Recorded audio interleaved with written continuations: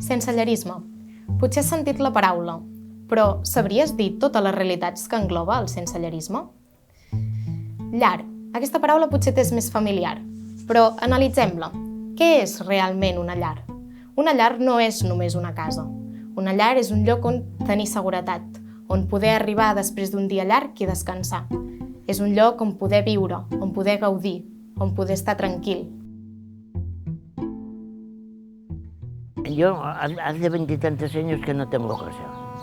M'hagués ajudat que m'haguessin ajudat les institucions. M'han donat completament de banda.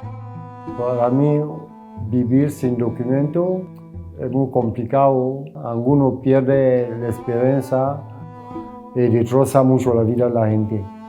Al informarme que me iban a desahuciar, estaba pasando el periodo de la enfermedad de cáncer en una mama. Las grandes preocupaciones que uno tenía era llegar a fin de mes, porque lo primero que se tiene que pagar es el piso. I el carrer t'ensenya molt el que és la vida i dones valor a tot. O sigui, la llar per mi és estabilitat i tranquil·litat. O sigui, tindre un sostre et dona molta confiança. Per mi una llar és tindre-ho tot. Una llar et permet ser qui realment ets.